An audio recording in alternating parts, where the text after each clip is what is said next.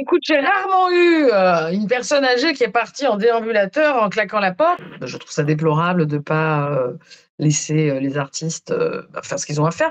En fait, c'est prendre le public pour des idiots. C'est quand j'ai un sujet qui moi me pète les noix, mais je pense qu'il pète les noix à beaucoup de gens, quel que soit leur âge. Bienvenue dans cette nouvelle interview du Média en 442. Aujourd'hui, j'ai le plaisir de recevoir Karine Dubernay. Bonjour Karine. Bonjour, merci de m'accueillir. Les gens ne le savent pas, mais c'était compliqué. Merci d'accepter de répondre à mes questions. Alors, tu es comédienne, humoriste et actuellement, tu es en pleine tournée en plus de ton spectacle Perlimpinpin.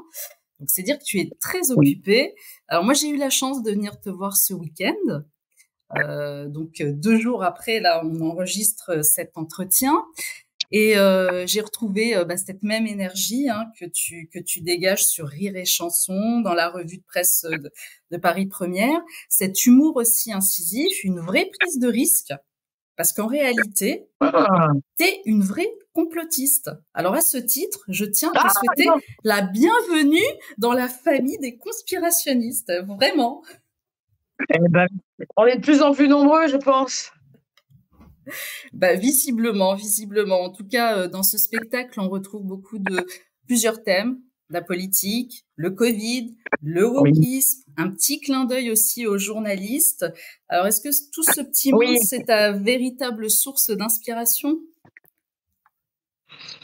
Écoute, je m'inspire de ce que je vois au quotidien, de ce que j'entends. Je suis ultra connectée, même si je suis nulle en informatique. J'arrive quand même à suivre un peu toutes les choses à travers les médias. Je regarde beaucoup, j'écoute beaucoup les infos, beaucoup. Toute source d'infos, tout est bon à prendre.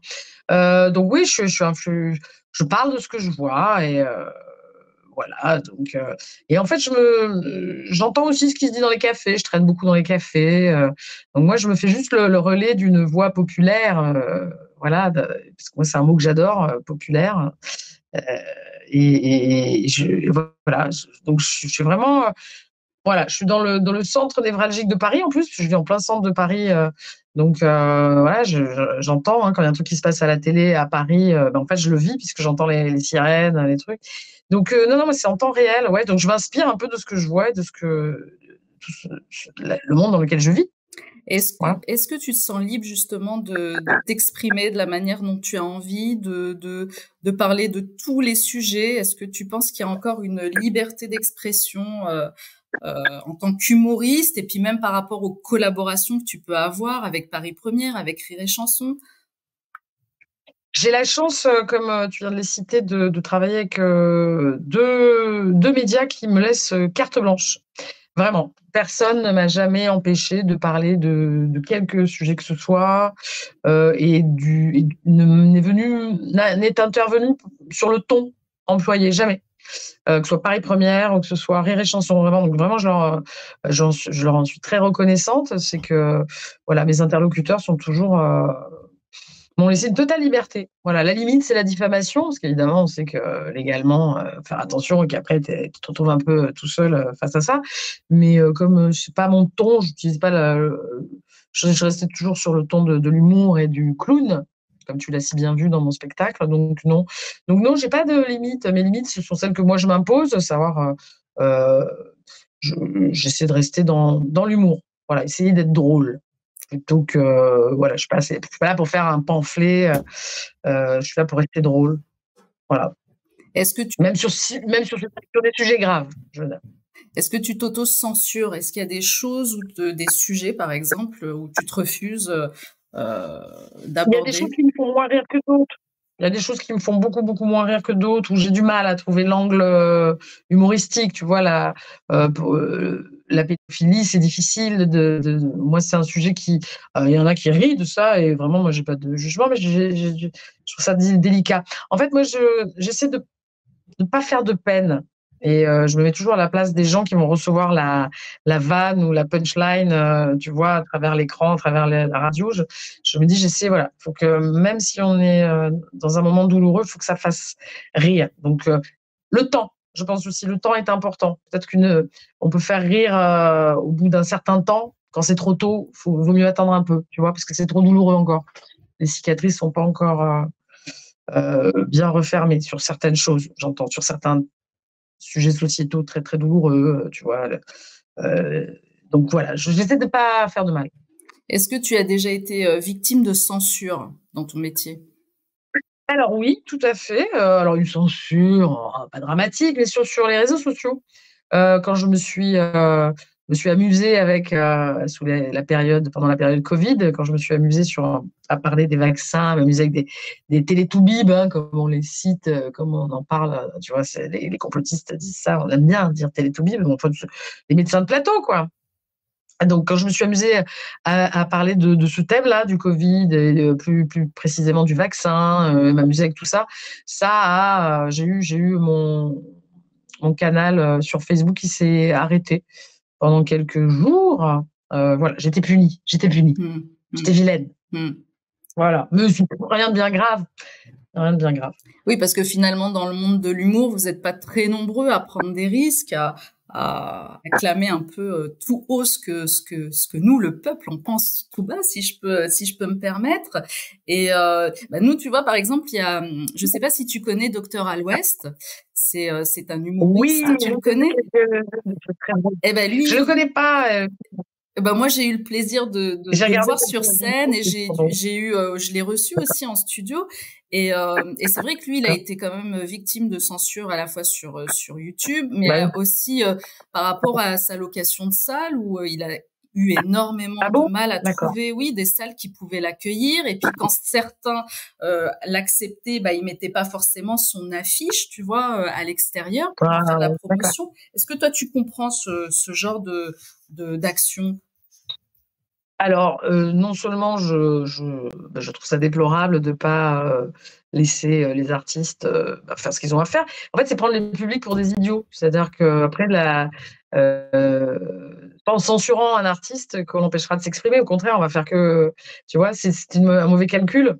Voilà. Moi, j'ai vu les vidéos de Docteur Alouette, c'est très, très drôle, et parfois ça faisait du bien aussi, de rire, comme ça. En plus, c'est très bien fait, j'ai beaucoup d'admiration pour ce qu'il fait. Non, je trouve on devrait pas censurer les artistes quels qu'ils soient, mais même ceux avec lesquels moi, tu vois, il y a des artistes qui me font pas forcément rire ou j'aime pas leur manière de traiter des sujets, mais moi je suis pour. Parce que c'est Voltaire qui disait, c'est quoi la fameuse citation? Je me battrai pour que vous puissiez dire les choses même si elles me plaisent pas. Ben voilà, il faut laisser les artistes s'exprimer et faire ce qu'ils ont à faire, et puis laisser le public choisir. Parce que c'est ça qui est important, c'est que le public puisse se dire: «Ah ouais, ça me plaît pas». Bon.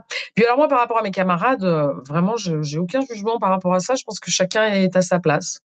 Il y a certains se sentent, investis d'une mission, d'autres pas, d'autres sont juste là pour faire rire.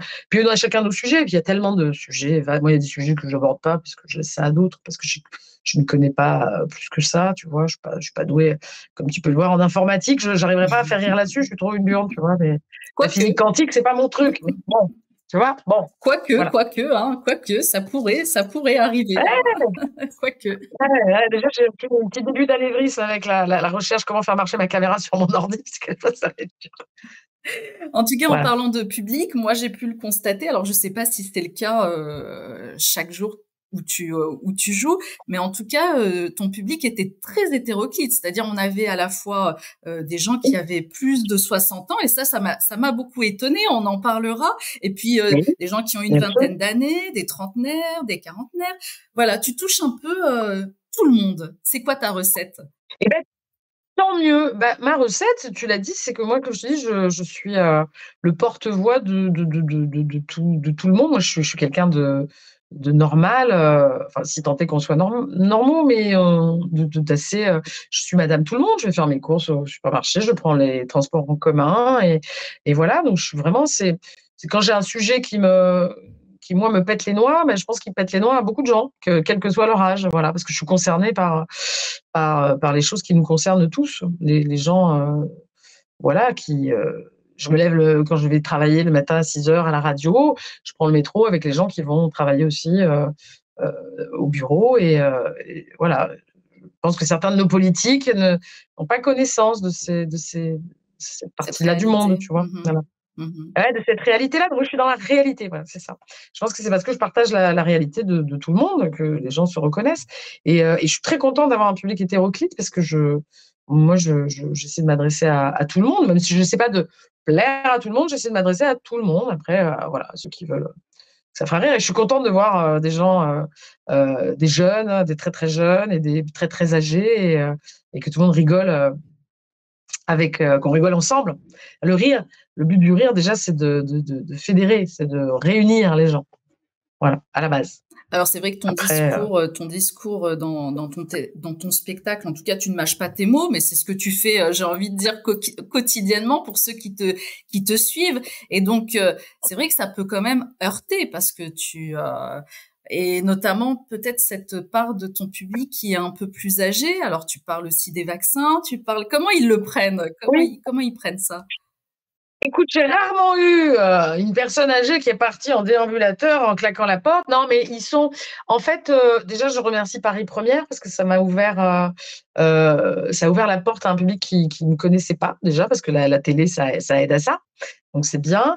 Paris Première, c'est un public Mmh. de gens un peu plus mûrs, tu vois? Donc c'est un public très fidèle aussi, qui aime beaucoup les artistes, quand ils aiment un artiste, ils le suivent, ils vont au théâtre, ils vont le voir, ils se déplacent pour le voir, donc je suis Mmh. très étonnée.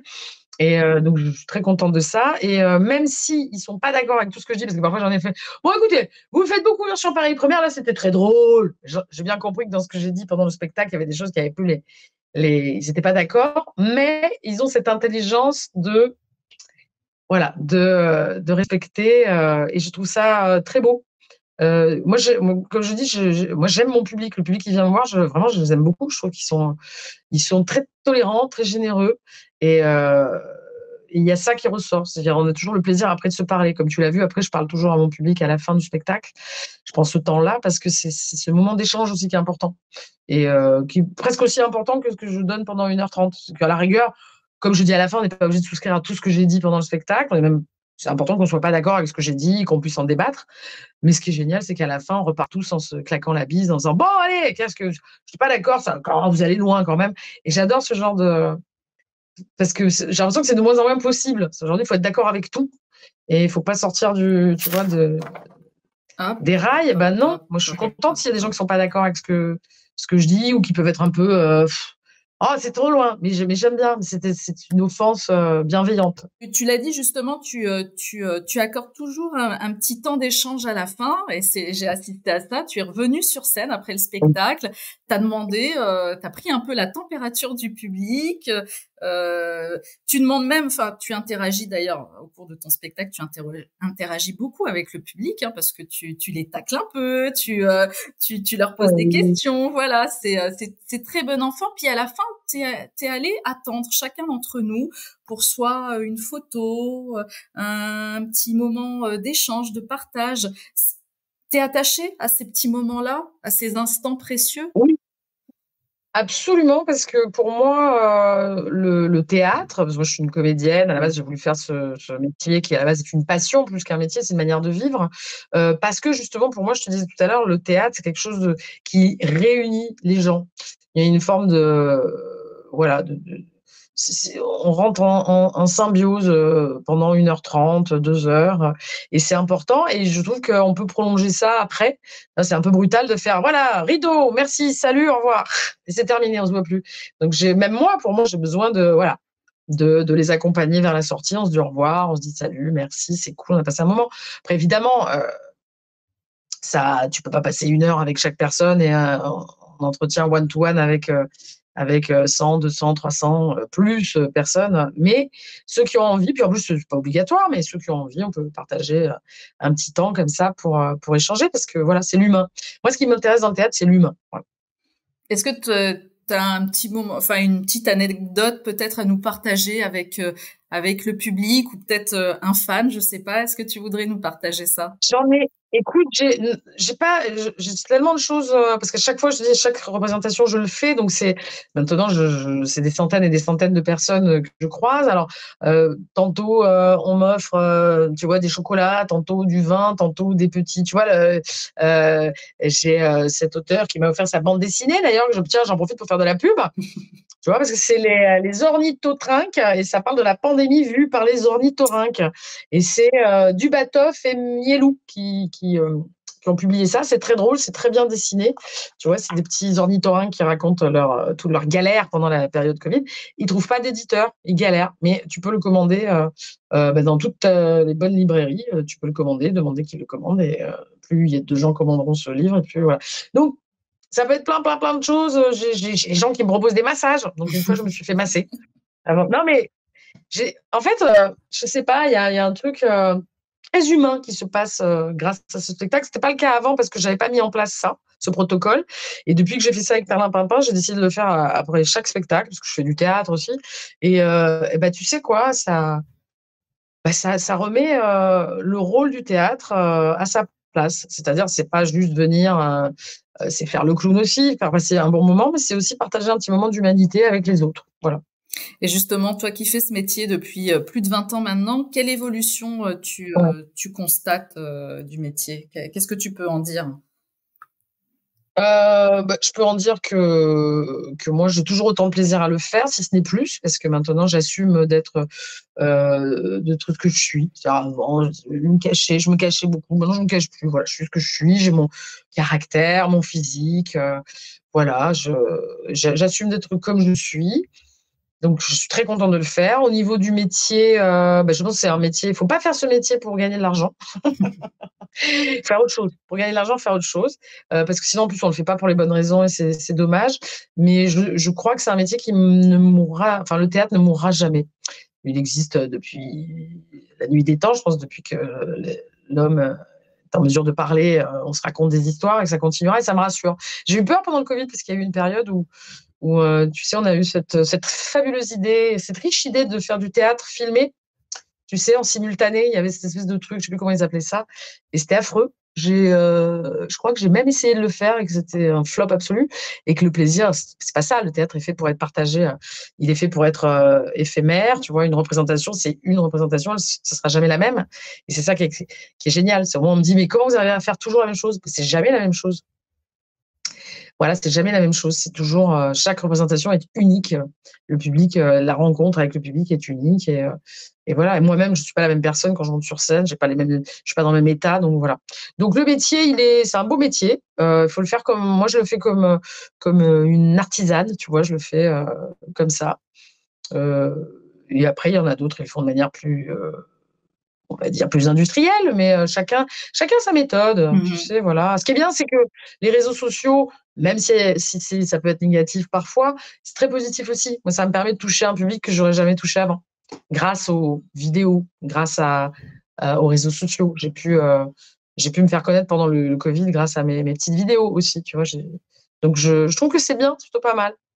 Justement, quand tu parles d'industrie du spectacle et de machines comme ça, moi je suis tombée sur un article que la Fnac Spectacle a publié en juin dernier et le titre c'est les 13 reines de l'humour à aller voir en spectacle. Alors je vais pas les citer, mais bien sûr on retrouve toutes celles qui sont bankable peut-être.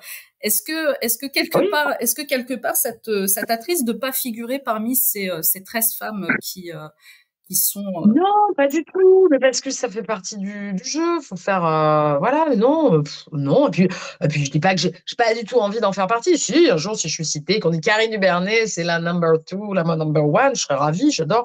Puis en plus, moi, tu vois, j'adore Foresti. Je pense qu'il y avait Foresti c'est la dedans, première, il devait y avoir Foresti, c'est d'autres. la première, et La puis première, la non, dernière, c'est comment on dit, c'est Swan la taulière. Ah oui. Bah écoute, Florence, les trois premières, Florence Foresti, Blanche Gardin et Muriel Robin. Et Muriel Robin, Ouais, la taulière des taulières. c'est ça. Non, c'est bon, ça veut dire que bon. Ouais, non, c'est bien. Blanche Gardin aussi. Puis tu vois, déjà c'est bien qu'il y ait des femmes qui prennent la scène et qui parce qu'elles nous ouvrent aussi la voie, celles qui sont plus notorious comme on dit. Donc c'est très bien.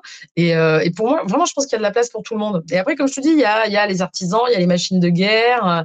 Voilà, moi je sais pas, je ferais plus un petit fromage qui est fait à 100 exemplaires. Bon, il y a d'autres, c'est de la vache qui rit. C'est très bon aussi, tu vois, il en faut pour tous les goûts. Bon, voilà.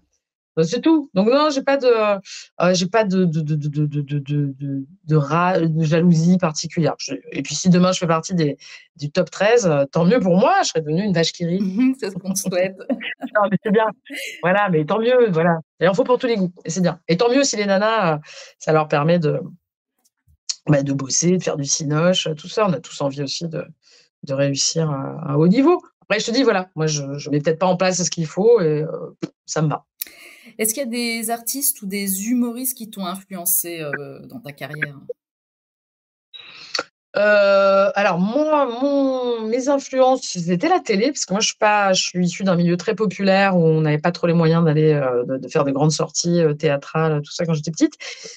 Donc c'était la télé, c'était au Théâtre Ce Soir, donc c'est évidemment Jacqueline Maillan, mes icônes, quand j'étais petite, c'était Jacqueline Maillan, c'était Louis de Funès, au cinéma Eh ben, et tu bien sais, j'ai sûr Muriel. reconnu Louis de Funès parce qu'à un moment donné, tu fais une espèce de petite grimace à Louis de Funès. C'est vrai que Mais ouais! Et tu sais quoi? Ouais, moi, je suis fière de ces racines-là parce que pour moi, c'est un génie de l'humour, c'est un chef d'orchestre, c'était le timing et il avait compris ça et moi, j'ai beaucoup appris, en regardant ses films, forcément, ça m'a influencée et après dans ceux qui sont plus, récents, bah, Robin, bien sûr, Robin, comme toutes, les jeunes, nénette, quand tu voyais cette femme, c'est une bête de scène, Muriel Robin. Donc voilà, elle m'a beaucoup influencée. Et puis c'est l'écriture de Palmade derrière aussi l'écriture est très importante.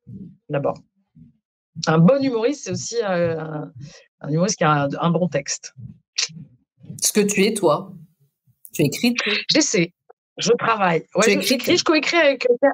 Ouais, je coécris avec Carole Greb, qui est une nana qui est auteure. Une auteure de talent qui a écrit J'aime beaucoup ce que vous faites, qui a écrit pour la télé, qui a écrit plein de choses, plein de pièces de théâtre. Et on coécrit beaucoup de choses ensemble et on s'entend très bien et on a le même état d'esprit sur le monde. Voilà. Donc on s'entend bien là-dessus. Donc voilà, c'est important d'écrire. Enfin, en tout cas, moi, je me sens mieux depuis que j'écris moi-même mes textes. Voilà. Ce que j'ai toujours fait d'ailleurs. Mais parfois, j'ai servi les textes des autres. C'est vrai que je me sens bien dans mes textes. J'aime bien. Alors, ce spectacle Perlimpinpin, tu le joues jusqu'à quand? Jusqu'à ce que j'en ai marre. Mais en fait, c'est un spectacle qui est évolutif. Tu l'as vu, ça parle beaucoup de l'actu. Donc forcément, ça change, ça évolue. Quand notre cher président bien-aimé a dissous l'Assemblée nationale, en 2 jours, j'étais à Avignon, j'ai réécrit tout un paragraphe là-dessus, j'ai abandonné d'autres choses. Donc c'est un spectacle tiroir où, selon l'actualité du moment, je mets des choses, j'en enlève. Voilà, donc c'est évolutif. Évidemment, il y aura certainement un Perlimpin 2, parce que Perlimpin 2, avec les élections présidentielles en 2027. Voilà. Non, mais j'ai une autoroute devant moi avec l'actualité politique qui ne m'intéressait pas jusqu'au Covid. Et comme à partir du Covid, j'ai eu beaucoup de temps pour à rien faire. Donc, je me suis forcément intéressée à ce qu'on me mettait sous le nez. Donc, je regardais l'actu, les infos. Je me suis intéressée à la politique. Et ma foi, c'est assez amusant. Oui, je me suis dit, oh là là, ça va être chiant. Non, non, c'est très rigolo. Très rigolo. Enfin, en tout cas, ils se foutent de notre gueule, autant se foutent de la leur aussi. Donc, voilà. En tout cas, c'est à cette période que tu es tombée dans la marmite du complotisme, quoi. Absolument. J'ai gagné mes galons de complotiste. Comme tu peux le voir, d'ailleurs, j'ai un petit. T'as ton mug, peut-être, non? C'est pas lui? J'ai mon mug, et ben là, je l'ai rangé, mais j'ai mon petit. Voilà. Voilà, mon petit badge, qui est de complotiste. Oui, ça doit faire bondir, non? À chaque fois que tu sors le mug, non? Ça va? Ça me fait rire, mais moi je m'amuse parce que, comme je le dis dans mon spectacle, on est tous le complotiste de quelqu'un d'autre, hein, et qu'à un moment donné, ça devient tellement large et un fourre-tout le mot complotiste que on finira tous par l'être à un moment donné ou à un autre. Donc voilà. Donc puis en plus, généralement, je sais plus qui c'est qui disait ça. Un complotiste, c'est en douce. Le complotiste, c'est quelqu'un qui a juste 3 ans d'avance sur les autres.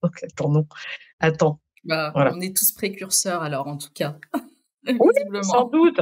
Non, mais voilà, après, je dis, voilà, je me moque de tout ça. Je dis, bien sûr, il y a peut-être une petite nuance à faire entre celui qui croit que, on est dirigé par des reptiliens et celui qui peut-être se pose des questions sur une certaine, la Big Pharma, comme on dit, le Big Pharma. Donc, peut-être qu'il y a une nuance entre les deux. Enfin, tu vois, tout le monde n'est pas à mettre dans le même panier. Voilà.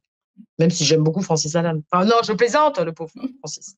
Bon, en tout cas, j'espère que tu auras toujours cette liberté d'expression, voilà. Et Oui, bah, si tu veux que je te dise, je vais te parler franchement, j'aurai ma liberté d'expression tout le temps. Et puis si un jour ça devient trop compliqué, ce que je ne crois pas, je ferai autre chose. Voilà. J'irai raconter mes histoires ailleurs, autrement. Voilà. Non, mais la vie est tellement belle, faut en profiter. Voilà. En tout cas, voilà, je te dis, la liberté d'expression, elle est là. C'est à nous de la saisir. De toute façon, la liberté, c'est pas quelque chose qu'on te donne, c'est quelque chose que tu prends. Ça aussi, c'est une citation, je sais plus qui. Mais voilà. Donc, faut pas demander est-ce que je peux dire ça, faut le dire. Point. eh ben, c'est ce que tu fais, Si ça c'est nous ce qu'on paraît fait, effectivement. juste, Oui. il faut que ça soit juste. Mm. Voilà, la justice aussi. Voilà. Merci beaucoup, Karine. Merci. Bah, merci à toi. C'est chouette. C'était chouette, on a réussi, tu as vu, malgré les dieux de l'informatique et Effectivement, on de a eu d'Internet. beaucoup d'aléas, vraiment, vraiment, vraiment, hein. Ça, on peut quand même le dire. C'est vrai que ça n'a pas été de tout repos. J'ai dit, ça a été un peu rock'n'roll, hein. Ah, c'est bon, c'est bien. Merci, Karine. Merci d'avoir été Bon, bah, mon invitée. merci à toi. Merci. Merci, bye bye.